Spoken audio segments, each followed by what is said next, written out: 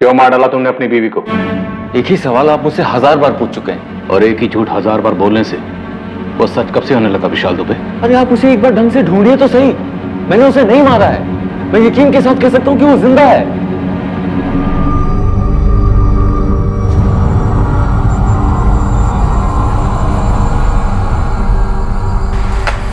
कभी तो मुस्कुरा के परोस दिया करो। मेरे मुस्कुराने से तुम्हारा पेट भरने से रहा। चाय लाती हूँ। नहीं चाहिए तुम्हारी चाय, नहीं चाहिए तुम्हारा नाश्ता। तुम्हारे बर्ताव से ही पेट भर गया।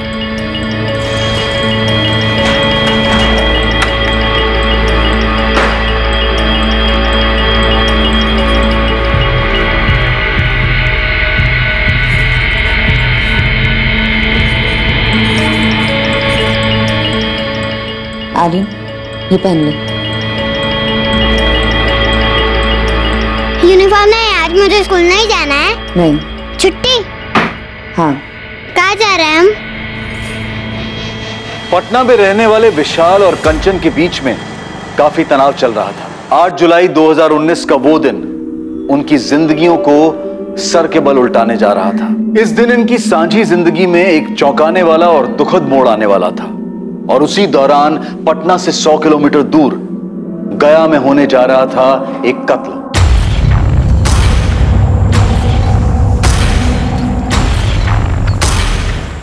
हाँ भाई बताओ, क्या प्लान है? ये तो गोलियों की आवाज है ना? हाँ साहब। साला इन शिकारियों की ऐसी की तैसी।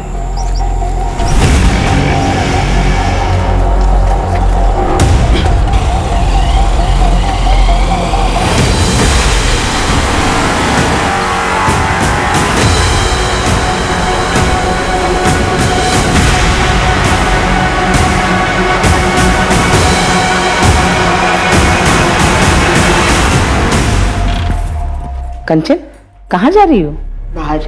दादी, आज मेरी छुट्टी, नो स्कूल। बाहर जा रही हो, लेकिन जा कहाँ रही हो? घर से बाहर। बाय दादी।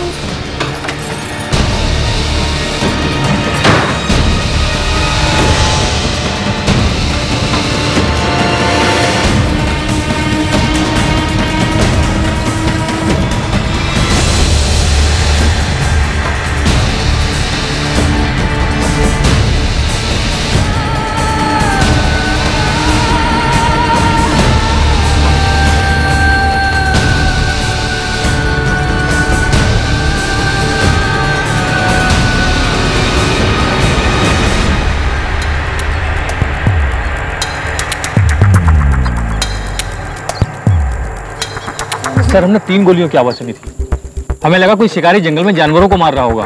तो यहाँ कर देखा तो सर, बॉडी पर कोई आइडेंटिफिकेशन नहीं है। गुप्ता जी, ये आदमी यहाँ किसी के साथ आया होगा। यहाँ आइए। ये देखिए, यहाँ पे 2 व्हीलर टायर के निशान है।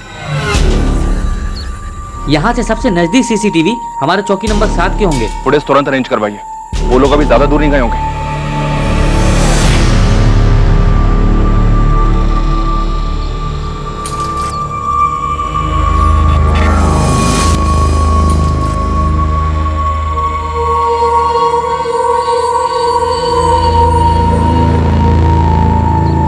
बाबू, बाबू। जी सर।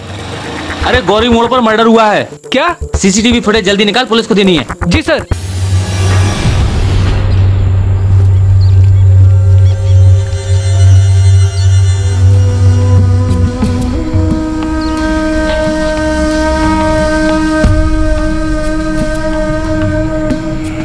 आइए मैडम, चाय बनाऊं?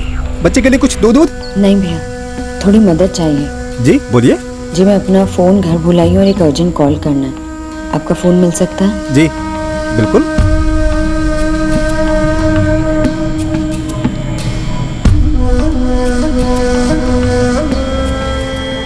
मैम, आपकी रिक्वेस्ट हमने नोट कर ली है और 24 घंटों के अंदर आपका पार्सल आपके घर पहुँच जाएगा। आप निश्चिंत रहिए।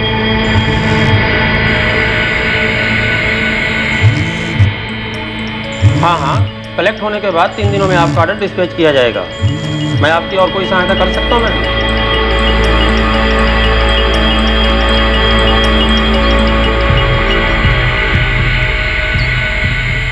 भैया। क्या वो मैडम लग नहीं रहा है?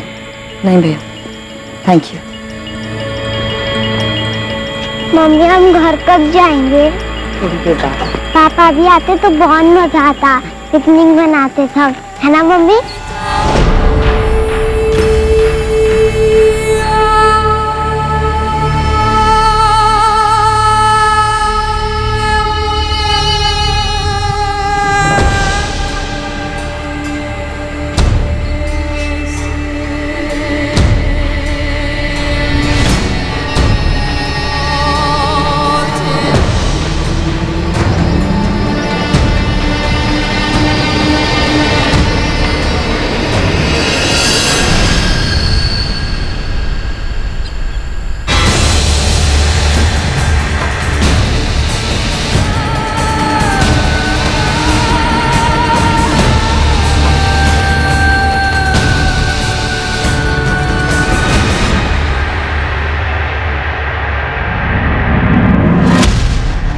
एक गोली फेफड़ों को चीर गई, दूसरी हार्ट को, और तीसरी गोली पसलियों को छलनी करके निकली है। तीनों पॉइंट ब्लैंक रेंज से फायर हुए हैं। कोई आइडेंटिफिकेशन नहीं हो पाई अब तक?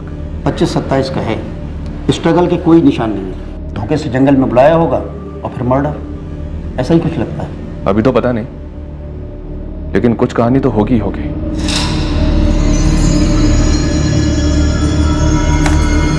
ये रहा। सर, दोनों ने हेलमेट पहन रखा है, किसी का चेहरा नजर नहीं आ रहा है। बाइक के सामने की नंबर प्लेट निकाली गई है? इन दोनों का पहले से प्लानिंग है, ये पक्का है। हो सकता है बाइक के पीछे की नंबर प्लेट हो।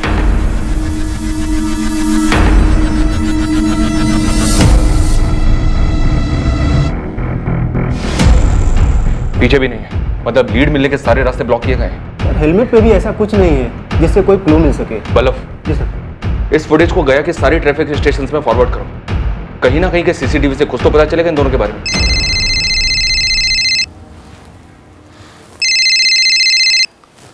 हेलो, कौन बोल रहा है?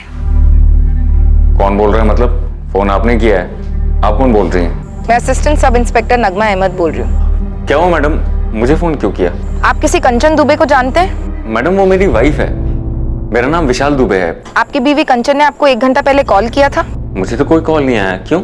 अपने फोन से नहीं किया था, एक चाय वाले के फोन से किया था, वहीं से मुझे आपका नंबर मिला है। मैडम मैं ऑफिस में था, काम कर रहा था, मेरा फोन साइलेंट था। लेकिन बात क्या है? विशाल, मैं बेदार घाटी से बोल रही हूँ। तुम्हारा बेटा आर्यन मेरे साथ है और तुम्हारी बीवी कंचन गायब है। गायब मतलब? मैडम आर्यन कहाँ है, कैसा है वो? मैडम वो औरत मुझे परेशान लग रही थी। बेटा आर्यन, तुमने बिल्कुल ही नहीं देखा तुम्हारी मम्मी कहाँ किस तरफ गई? नहीं आंटी, मैं सोया हुआ था, जब मैं उठा तब मम्मी नहीं थी।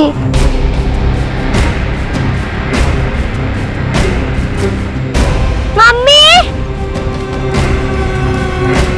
Mummy, mummy, mummy, mummy, mummy. Madam ये रोते रोते मेरे पास आया, मैंने भी आसपास ढूंढा मगर पता नहीं चला कहाँ गायब हो गई।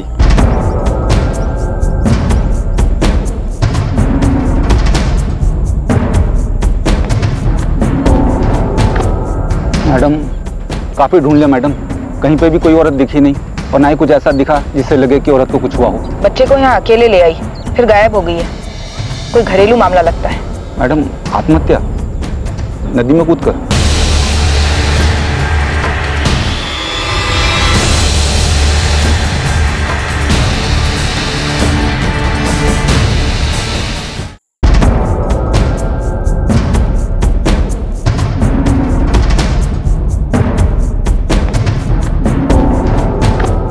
मैडम काफी ढूंढ लिया मैडम, कहीं पे भी कोई औरत दिखी नहीं और ना ही कुछ ऐसा दिखा जिससे लगे कि औरत को कुछ हुआ हो। बच्चे को यहाँ अकेले ले आई, फिर गायब हो गई है। कोई घरेलू मामला लगता है। मैडम आत्महत्या, नदी में कूदकर।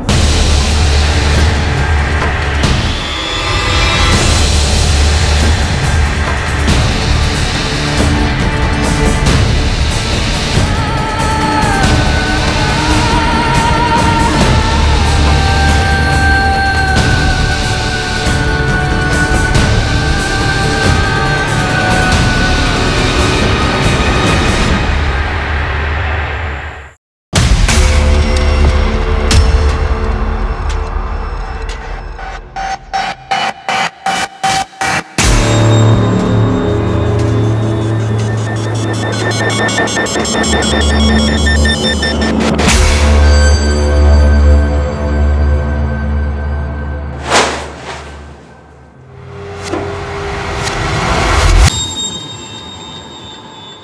number you have called is currently switched off.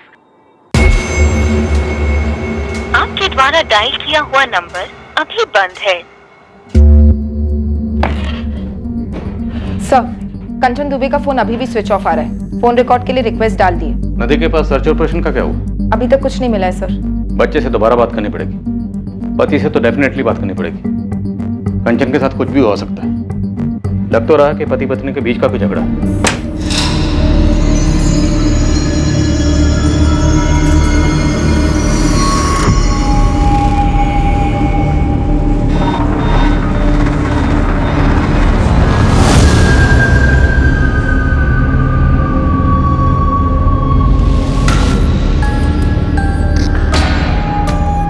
पापा जी, आप मम्मी जी को लेकर यहाँ आ जाइए। माँ अकेले हैंडल नहीं कर पाएंगी जी।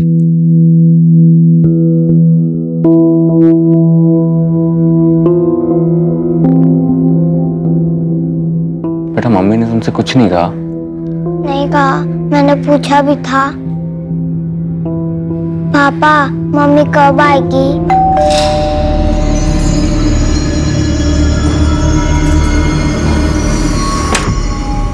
मैडम, लगता है मोबाइल बच्चे ने कचरे में फेंक दिया था।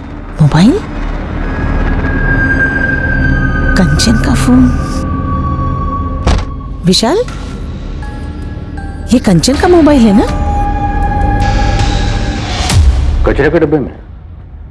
समझ में नहीं आ रहा है सर, कर क्या रही है कंचन? कितनी बार कहा है मम्मी का फोन नहीं छूना?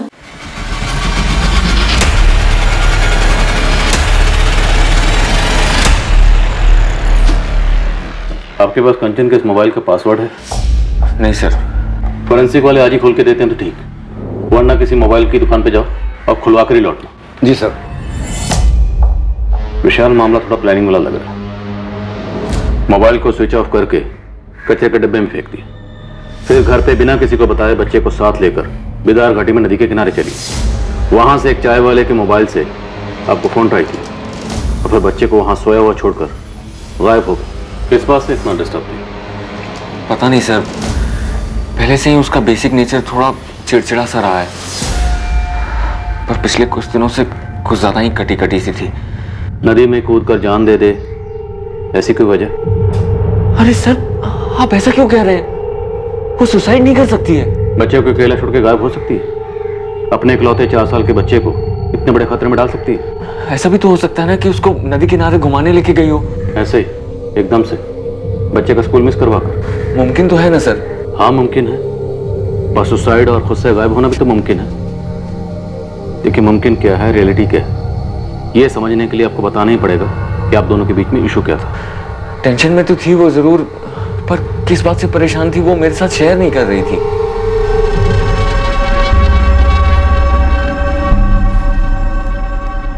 कंचन, हमारी शादी के 6 साल तुम ज्यादातर ऑफ मूड में ही रही हो, पर पिछले 1 हफ्ते से तुमने बेसिक बात भी बंद कर दी है।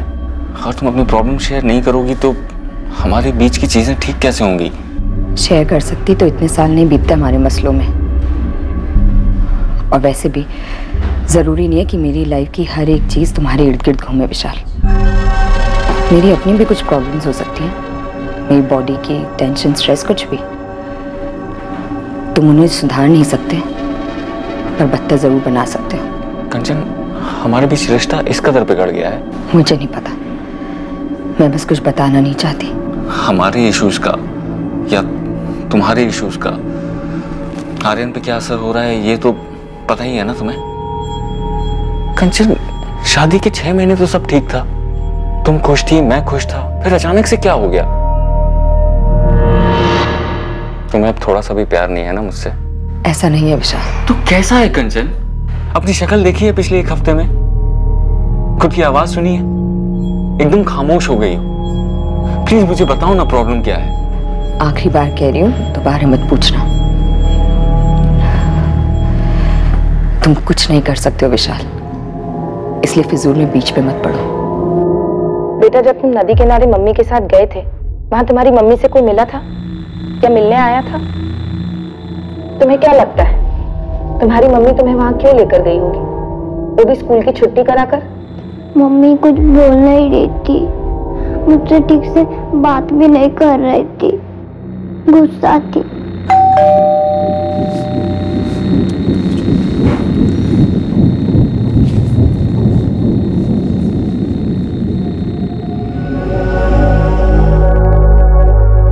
ये क्या हो रहा है कावेरी जी? हमारी बेटी कांचन गायब कैसे हो गई? सुनीता जी, हम खुद नहीं जानते ये सब कुछ ऐसे कैसे हो गया। अब हम लोग नालंदा में रहते हैं, अक्सर कंचन से फोन में बात होती रहती है और पिछले हफ्ते भी तो मैंने फोन किया था उसे, लेकिन तब ऐसा कुछ लगा नहीं कि वो परेशान है या कुछ और। अभी तो 1 महीने पहले नालंदा से लौटी थी, तब भी अच्छी खासी तो थी, लेकिन 6-8 दिनों से परेशान थी। विशाल से सीधे मुंह बात भी नहीं करती थी। कावेरी जी, आपका और विशाल दोनों का कहना है कि कंचन परेशान थी, लेकिन ऐसा कैसे हो सकता है कि आपको भनक तक नहीं हुई कि उसे क्या खाया जा रहा था? आपका दामाद विशाल तो यहाँ मौजूद नहीं है, इसलिए जो भी बात है खुलकर कहिए। इंस्पेक्टर, ऐसा कुछ था ही नहीं। अब पति पत्नी के छोटे मोटे झगड़े किस घर में नहीं होते? विशाल और कंचन में किस बात को लेकर झगड़ा होता था? मुद्दा क्या था? वो कंचन हमारी इकलौती बेटी है, शौकीन है और हमने भी पूरे किए उसके शौक, लेकिन विशाल की इनकम थोड़ी कम थी तो खर्चे के मसले को लेकर थोड़ी तनातनी हो जाती थी दोनों में। लेकिन मैंने कंचन को साफ कह दिया था, तुम्हें विशाल की इनकम में ही सब मैनेज करना है। बस इन्हीं फिजूल खर्चों को लेकर कभी कभी झगड़े होते थे। देखिए, अब मैं जो कहने और बताने जा रहा हूँ आपके लिए सुनना और समझना थोड़ा मुश्किल हो सकता है। जिस प्लानिंग के साथ कंचन घर से निकली, हमें लगता है कि वो सुसाइड के इरादे से घर से निकली थी। नहीं नहीं, कंचन ऐसा कभी नहीं करेगी। और शायद आर्यन को अपने साथ इसलिए लेकर गई क्योंकि अपने साथ साथ आर्यन की भी जान लेने की सोची होगी।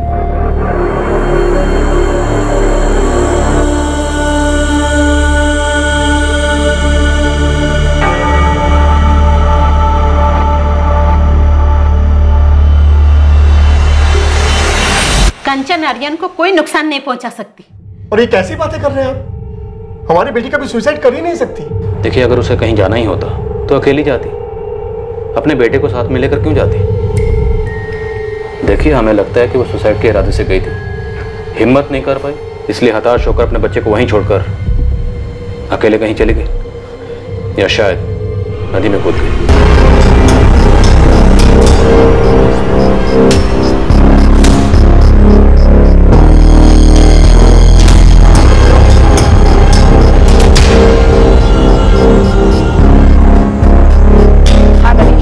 नदी से लगकर जितने थाने हैं सब में कंचन दुबे की फोटो और डिटेल्स फॉरवर्ड कर दो। मल्ला और मछुआरों के एसोसिएशन में सबको आगाह कर दो। विशाल बेटा, वो पुलिस वाले कह रहे हैं कि किसी घरेलू अनबन के कारण कंचन ने। भाई साहब,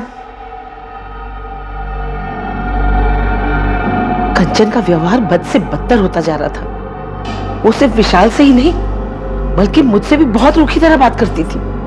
उस दिन मैं उससे बार बार पूछ रही थी कि वो कहाँ जा रही है, लेकिन उसने मुझे बदतमीजी से जवाब दिया और चली गई। लेकिन कावेरी जी, पुलिस वाले कह रहे हैं कि कंचन ने शायद सुसाइड कर लिया है। मेरा जी बहुत घबरा रहा है। जी आपका घबरा रहा है पापा जी, आप घबरा रहा है। तब जी नहीं घबराया जब आपकी बिगड़ी हुई बेटी सालों से राजकुमारी वाले तेवर दिखा के मुझे नीचा दिखाती थी, और आपने क्या किया? जो पैसे मैं नहीं दे सकता था उससे वो आपने उसे दिए। तब जी घबराना चाहिए था ना कि अंजाम क्या होगा। लेकिन बेटा, मैंने तो मेरी गलती कबूल कर ली थी ना। तुम्हारी शिकायत के बाद उन्होंने एक बार भी पैसे नहीं दिए उसे अलग से। मैं समझ गया था कि पैसे खर्च करने के मामले में कोई कंट्रोल ही नहीं है मेरी बेटी का। देख कंचन बेटा, ये पैसे जो तुम मुझसे मांग रही है ना, ये मैं तुझे दे नहीं सकता। पर क्यों पापा? हम आप ये मत कहिए कि आप अफोर्ड नहीं कर सकते हैं। बेटा, तू नहीं कर सकती। अपने पति का अपमान तू अफोर्ड नहीं कर सकती। पापा आप भी? मैं जो भी कह रहा हूं उसे ध्यान से सुन। ये लड़का अच्छा है तेरे लिए। विशाल एक अच्छा इंसान है और उससे तुझे 3 साल का एक बच्चा भी है। बेटा, बार बार उसकी इनकम को ऐसे कम ठहराएगी तो उसके आत्मसम्मान को ठेस पहुंचेगी बेटा। और ये अच्छी बात नहीं है। अच्छा, तो मेरे पीठ पीछे वो मेरी चुगली भी करने लगा आपसे? विशाल ने क्या कहा पापा? विशाल ने क्या कहा या नहीं कहा ये कोई मायने नहीं रखता। मायने छोड़िए पापा, ये बताइए विशाल ने क्या कहा? क्या उसने कहा कि मुझे और पैसे ना दो? हाँ बोला मैंने उनसे कि तुम बेकार की ज्वेलरी में फिजूल खर्च करती हो, तुम्हें कैश ना दें। तो तुम दोगे मुझे पैसे? हाँ, लाओ दो। होते भी तो नहीं देता। वैसे भी कौन से होते हैं? कंचन, मैं हर महीने की तनख्वाह तुम्हारे हाथ में देता हूँ ताकि महीना इज्जत से कट जाए। घर की EMI, फैमिली का खर्चा, ये सारी चीजें अच्छे से मैनेज हो जाएं। लेकिन तुम्हें तो इन सब चीजों को कोई फर्क ही नहीं पड़ता। ये मेरी मेहनत की कमाई है, संभालो इसे। संभाला वो जाता है जो हाथ में हो। तुम्हारी कमाई ना तुम्हारे दिमाग में ज्यादा है। पता नहीं किस बात का गुरूर है। गुरूर नहीं है, मैं हमारे बच्चे के लिए, तुम्हारे लिए मेहनत करता हूं, किसी के सामने हाथ नहीं फैलाता। एक चीज होती है गरिमा, डिग्निटी, आत्मसम्मान, जो हमें सिखाती है अपनी कमाई में मैनेज करना। जरूरी क्या है और फिजूल क्या है, इसमें फर्क समझो कंचन। विशाल बेटा, तुम्हें लगता है किसी पैसों के मसलों को लेकर कंचन ने अपने साथ कुछ कर दिया है? मुझे क्या पता पापा जी, वो कभी अपनी आदत से बाज ही नहीं आई। आप कहते हैं कि आपने उसे पैसे देने बंद कर दिए थे, लेकिन उसकी ज्वेलरी की शॉपिंग कभी बंद ही नहीं हुई।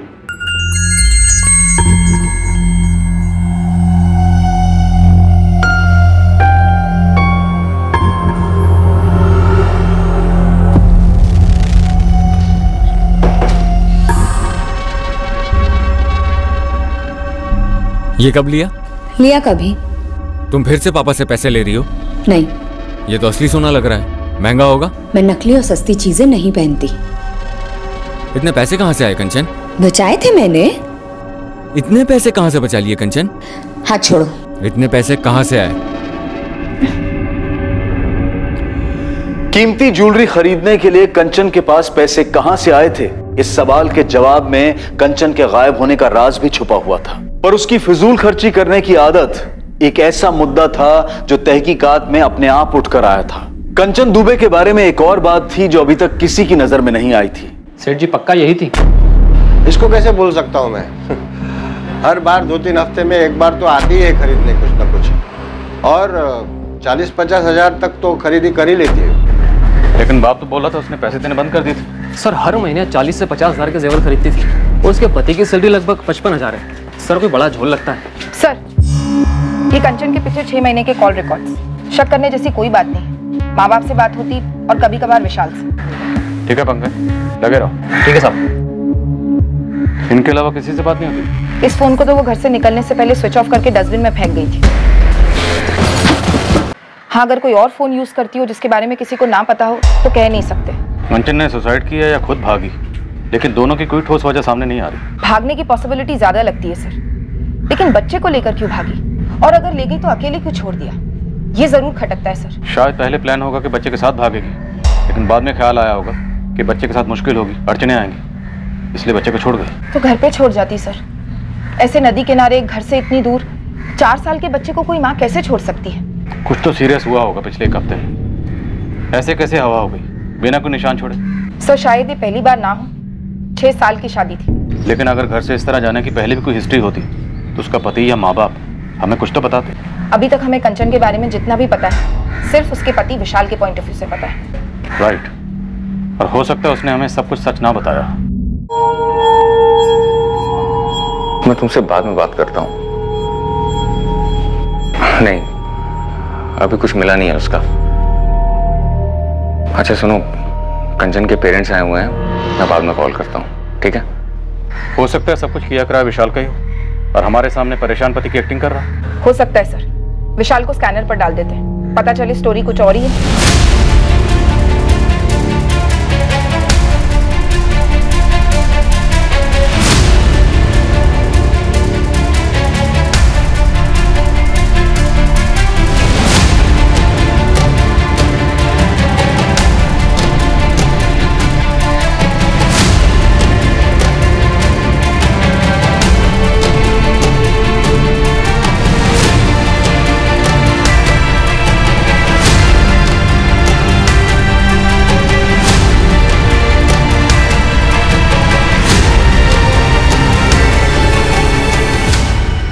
कभी कुछ बताती नहीं है। कहती है मार्केट जा रही हूँ, फिर 2-3 घंटे बाद लौटती है।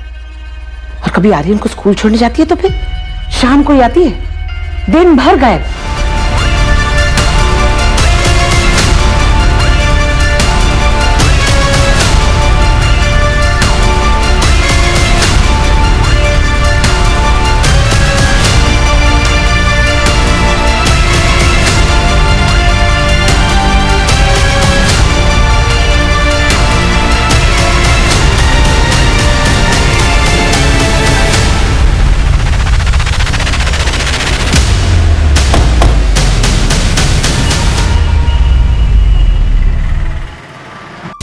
जैसे ही आपके खबरी ने मुझे फोटो दिखाई, मैंने बता दिया ये बंदा 7 जुलाई की रात को हमारे यहाँ ही रुका था। इसका कोई आईडी वाईडी लिया था क्या आपने? हाँ जी सर।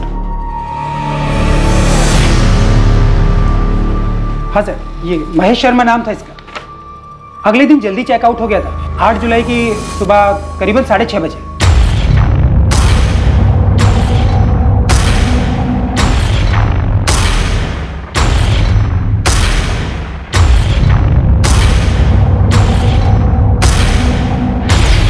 एक बात थी साहब, तब नहीं खटकी, लेकिन मर्डर के बारे में सुनते ही दिमाग में आया। ये बंदा खाली हाथ आया था, कोई बैग वैग भी नहीं था इसके पास। थैंक यू जावेद, इस आधार कार्ड की कॉपी से हमारी बहुत मदद होगी। कम से कम इस लाश को एक नाम तो मिला, महेश शर्मा। एड्रेस मिला है, पटना का रहने वाला है। अब इस केस में कुछ मूवमेंट होगी। सर, आधार कार्ड फर्जी लगता है। पटना में ऐसा कोई एड्रेस है ही नहीं सर। व्हाट? मुझे पहले से डाउट था, इसलिए सर्वर पर नाम, नंबर, एड्रेस डाला, कुछ दिखा नहीं सर। तो इसका मतलब ये नाम महेश शर्मा, ये भी फर्जी होगा? बिल्कुल होगा सर। ये फर्जी आधार कार्ड कौन बनाता है? जो शायद कायम करने के इरादे से निकला हो सर। या फिर कोई मचा हुआ क्रिमिनल। बल्लभ, सारे हिस्ट्री शीटर्स को खगालना शुरू कर दो।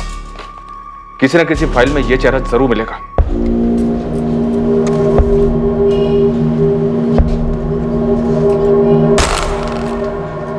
चलिए।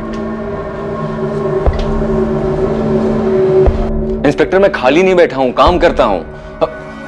और वो मेरा ऑफिस नहीं है जहां पे आपका ये कांस्टेबल अचानक से धमक पड़े। और ये क्या धमकी वाले आवाज में मुझे यहाँ बुलाया जा रहा है? ये क्या तरीका है? पत्नी किसकी गायब है? माना कि मेरी पत्नी गायब है, और मैं भी चाहता हूँ कि वो जल्द से जल्द सही सलामत मिले, लेकिन मैं जॉब करता हूँ।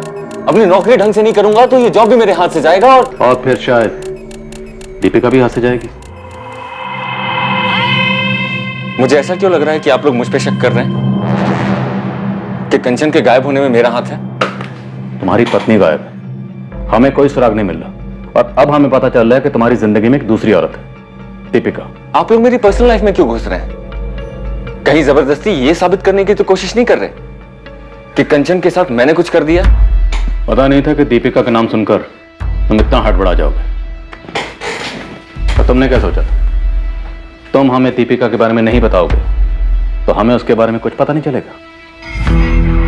सर, दीपिका अग्रवाल पूरा नाम है। विशाल दुबे की काफी खास दोस्त लगती है। रात को 2-3 बजे तक भी मैसेजेस एक्सचेंज होते हैं। पटना की है? यस सर, फोन रिकॉर्ड्स में उसका फोटो, एड्रेस सब मिला है।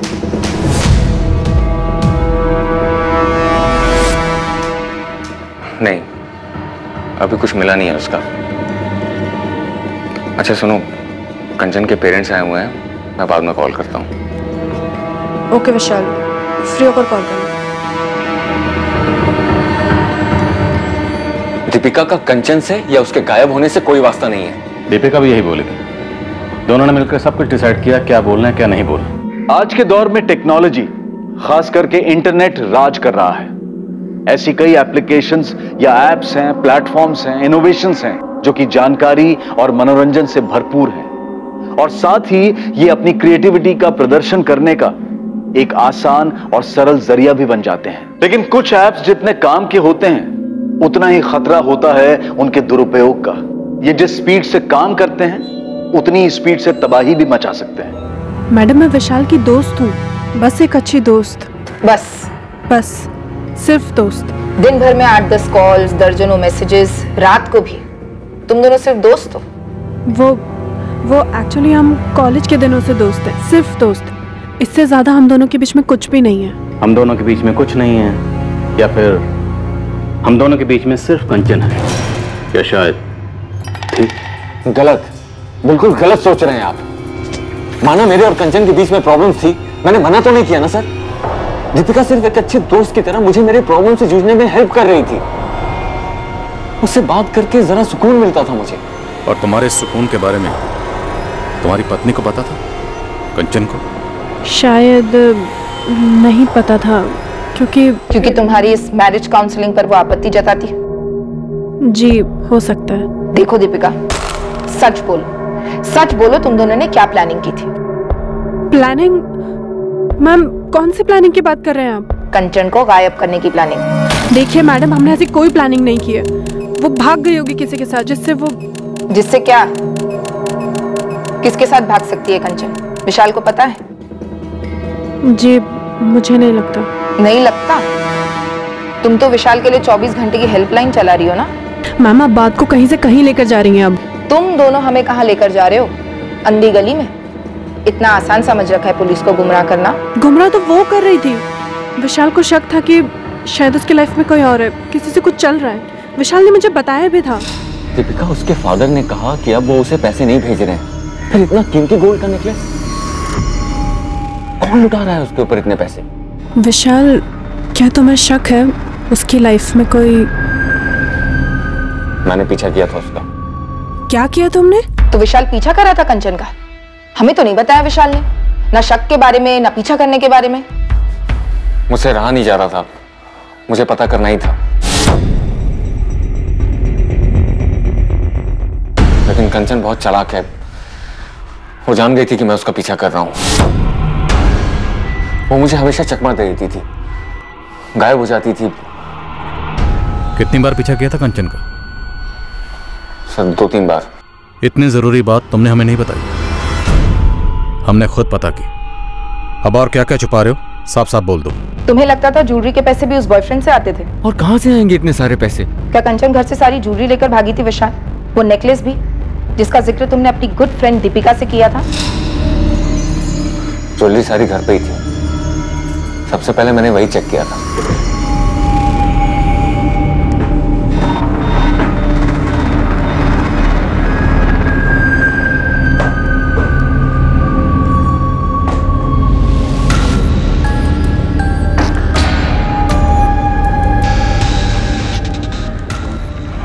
सबसे पहले मुझे यही लगा सर कि कंचन आर्यन को बिदार घाटी छोड़कर अपने लवर के साथ भाग गई है।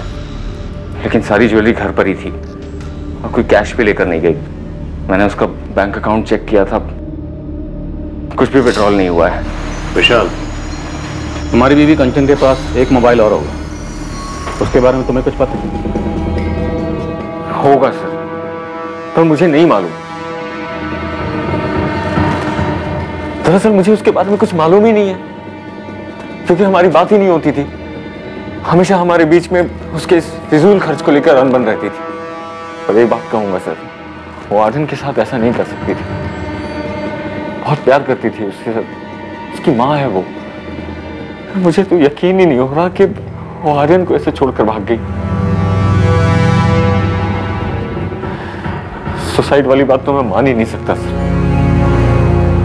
अपनी जिंदगी से बहुत प्यार है उसे।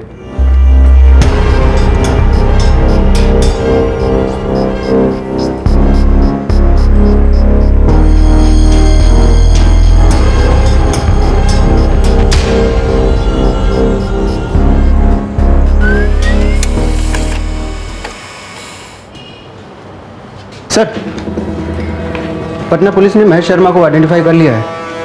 आपका अनुमान सही था सर। ये हिस्ट्री शीटर है, ललित सेंगर नाम है इसका।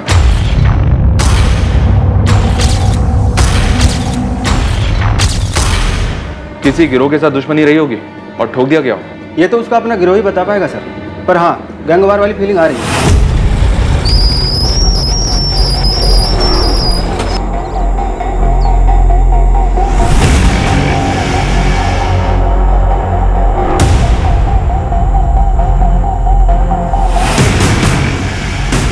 हाँ भाई बताओ, क्या प्लान है?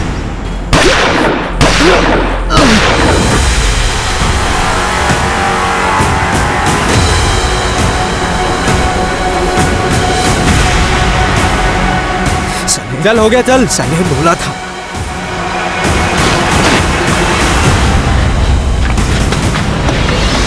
बल्लभ, पटना चलते हैं। इस ललित सेंगर की फाइल कौन से थाने में?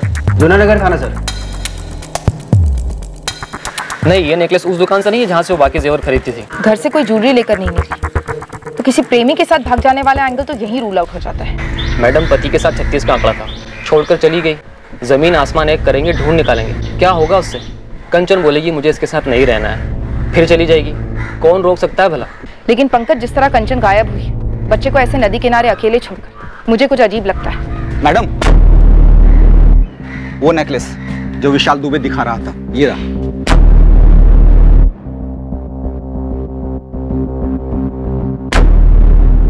इसका मतलब कंचन का ये नेकलेस चोरी का था? हाँ madam, Galaxy apartment flat number 302 संत कबीर रोड 12 अप्रैल 2019 को चोरी हुई थी। फ्लैट के मालिकों ने शिकायत दर्ज की 13 अप्रैल को। उनके पास ज्वेलरी की कुछ तस्वीरें थी, उनमें से एक ये हार था। हाँ सर, ये तो मेरा ही नेकलेस है जो रात को चोरी हुआ था। ये कहाँ से मिला आपको? चोर मिल गए क्या?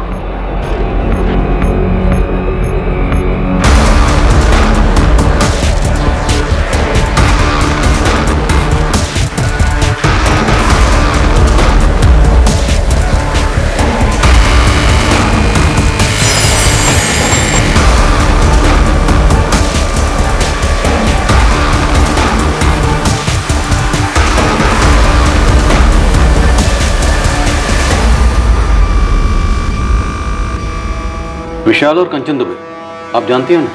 सर, ये नाम तो मैंने पहले कभी नहीं सुने। और मेरी बाकी की ज्वेलरी कहाँ है? खोज जारी, लेकिन ये पक्का आप ही का नेकलेस है? बिल्कुल मैम, ये मेरा ही नेकलेस है। और पुलिस स्टेशन में रिपोर्ट कराते वक्त मैंने अपने नेकलेस की फोटोग्राफ्स दी थी साथ में।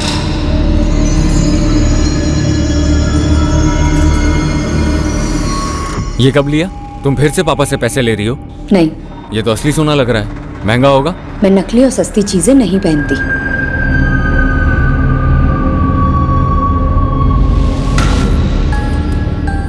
विशाल बेटा, पुलिस का फोन था, कुछ पता चला कंचन का?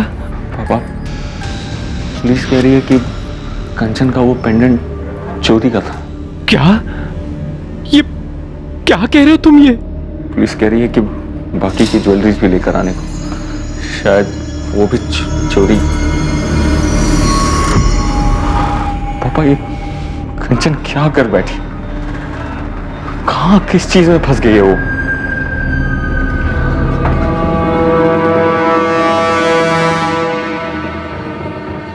सर, ये ललित सेंगर है, उस गैलेक्सी अपार्टमेंट वाली चोरी में संदिग्ध था, लेकिन पकड़ा नहीं गया। 5000 का इनाम है इस पर। अगर वो नेकलेस इस ललित सेंगर ने चुराया था तो वो कंचन के पास कैसे पहुंचा होगा? कंचन एक हाउसवाइफ और ये एक हिस्ट्री शीटर, दोनों का आपस में क्या कनेक्शन होगा? सर, ये ललित सेंगर है, उस गैलेक्सी अपार्टमेंट वाली चोरी में संदिग्ध था, लेकिन पकड़ा नहीं गया। 5000 का इनाम है इस पर। अगर वो नेकलेस इस ललित सेंगर ने चुराया था तो वो कंचन के पास कैसे पहुंचा होगा? कंचन एक हाउसवाइफ और ये एक हिस्ट्री शीटर, दोनों का आपस में क्या कनेक्शन होगा? सर, गया पुलिस से अपडेट आई है। इस ललित सेंगर का 2 दिन पहले मर्डर हो गया। किसी ने गोली मारकर हत्या कर दी इसकी। गोली मारकर हत्या? हाँ सर, और ये इत्तेफाक नहीं लगता। डेट ऑफ मर्डर 8 जुलाई 2019, जिस दिन कंचन भी गायब हुई। सर, लॉज से मिले फर्जी आधार कार्ड की वजह से मैं शक हुआ कि इस बंदे का क्रिमिनल बैकग्राउंड हो सकता है। घर में चोरी का सस्पेक्ट ललित सेंगर।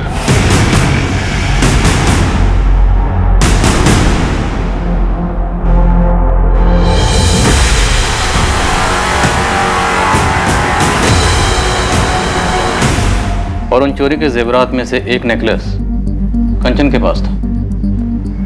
8 जुलाई 2019 को कंचन अजीब तरीके से गायब हो जाती और उसी दिन यह ललित सेंगर मारा जाता है। सर, कहीं कंचन भी मारी तो नहीं गई? विशाल, कंचन का पति विशाल इन दोनों मर्डर्स का मास्टरमाइंड है। वही है, यही है जिसे लेकर तुम्हें अपनी पत्नी कंचन पर शक था। यही है जिसका पता लगाने के लिए तूने कंचन का पीछा किया। यही है वो आदमी जिसका तुम्हारी पत्नी कंचन के साथ अफेयर था। ललित सेंगर पेशेवर चोर था। वो नेकलेस शायद इसने चुराया होगा और बाद में तुम्हारी पत्नी कंचन को गिफ्ट किया होगा। तुमने इस आदमी का पता लगाया और बाद में 8 जुलाई को दोनों का मर्डर करवाया। सर कंचन दिल से बच्ची है, एक बिगड़ी हुई बच्ची, लेकिन मेरे बच्चे की माँ भी तो है और बहुत प्यार करता हूं मैं उससे। मुझे नहीं पता कि वो मुझसे कितना प्यार करती है, प्यार करती भी है कि नहीं, लेकिन मैं यही यकीन करना चाहूंगा कि वो मुझसे प्यार करती है, चाहे जितनी भी प्रॉब्लम हो हमारे बीच। लाश कहाँ है विशाल दुबे? कैसे मरवाया या मारा? नदी में ढकेलकर? क्यों मार डाला तुमने अपनी बीवी को? एक ही सवाल आप मुझसे 1000 बार पूछ चुके हैं और एक ही झूठ 1000 बार बोलने से वो सच कब से होने लगा विशाल दुबे? सर 1 मिनट, थोड़ा अर्जेंट। सर शेखपुरा से मैसेज आया है, कंचन की बॉडी मिल गई। नदी से? जी सर, बहकर नदी के किनारे आ गई।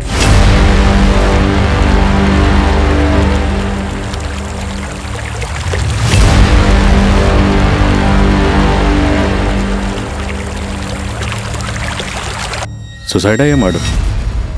गला घोंटकर नदी में धकेला गया? सर शेखपुरा थाने ने बॉडी हमारे पास डिस्पैच की है पोस्टमार्टम के लिए। सुसाइड तो नहीं लगता, इसमें पक्का इस विशाल का हाथ है, इसी का हाथ होगा।